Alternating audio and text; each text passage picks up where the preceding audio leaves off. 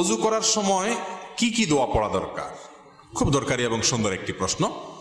ওযু করার সময় আমরা কোন কোন দোয়া পড়ব? ওযুর শুরুতে দোয়া আছে, শেষে দোয়া আছে। দোয়া মানে জিকির। নবী করিম সাল্লাল্লাহু আলাইহি সাল্লাম থেকে তিরমিজি বর্ণিত হাদিসে আমরা জানতে পারি, তিনি ইরশাদ করেছেন, লা ওযুআ লিমান লাম ইউসাম্মিল্লাহ। যে ব্যক্তি বিসমিল্লাহ বলল না, তার ওযু পূর্ণাঙ্গ হবে না। ওযু হবে কিন্তু ওযু কি হবে না? পূর্ণাঙ্গ হবে না। ওযুতে অপূর্ণতা থাকবে। এই জন্য ওযুর শুরুতে বলতে হবে বিসমিল্লাহ। কি বলতে হবে?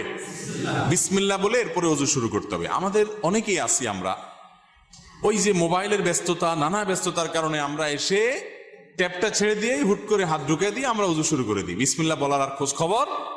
অনেক ইমামদের মতে বিসমিল্লাহ না বললে ওযুই হবে না।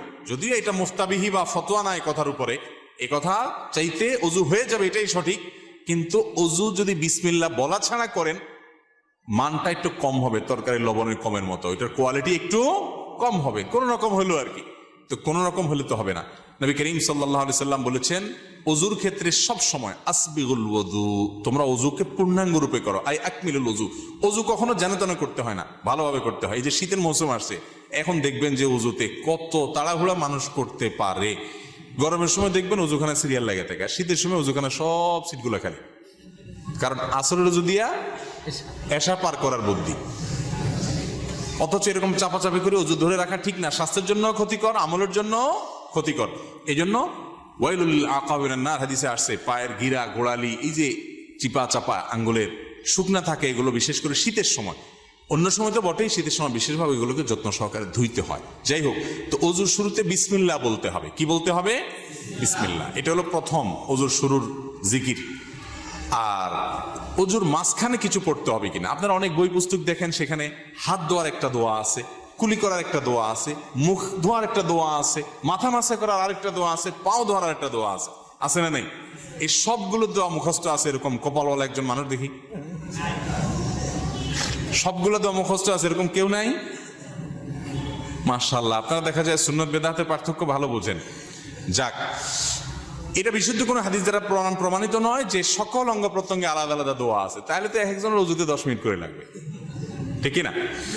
ওযুর শুরুতে শুধু বিসমিল্লাহ পড়বেন, এটি হাদিস দ্বারা প্রমাণিত, যেটি বললাম তিরমিজির হাদিস।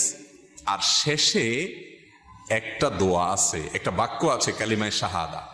সহিহ মুসলিমের হাদিসে আসছে, নবী করিম সাল্লাল্লাহু আলাইহি সাল্লাম বলেছেন, কেউ যদি ওযু সুন্দরভাবে করে, ভালো করে কুলি করে, ডলে ডলে ওযু করে, এরপরে শেষে যদি এই বাক্যটা পড়ে, তাহলে জান্নাতের 8টা দরজার সবগুলো একসাথে খুলে যায় এবং সে যে কোনোটা দিয়ে প্রবেশ করতে পারে।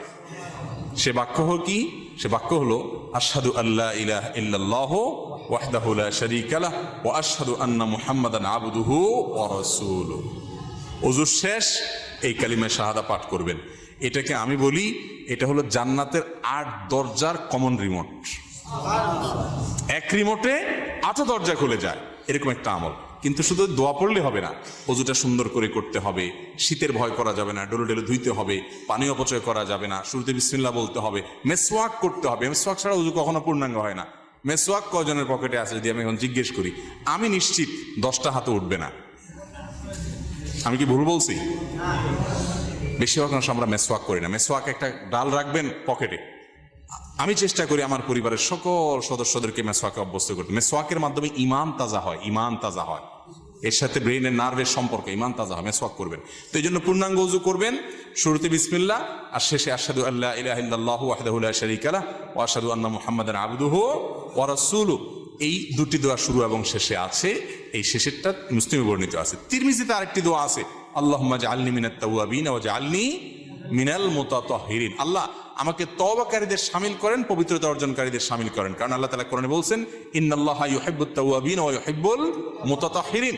আল্লাহ তওবাকারী এবং পবিত্রকারীদের পছন্দ করেন। তাহলে ওযুর শুরুতে বিসমিল্লাহ, শেষে কালিমায়ে শাহাদা, এবং তারপরে যদি আরো অতিরিক্ত পড়তে চান, সুযোগ থাকে, আরেকটা হাদিস আছে, সেটাও পড়া ভালো, আল্লাহুম্মা জাআলনি মিনাত তাওয়াবিন ওয়া জাআলনি মিনাল মুতাতাহহিরিন।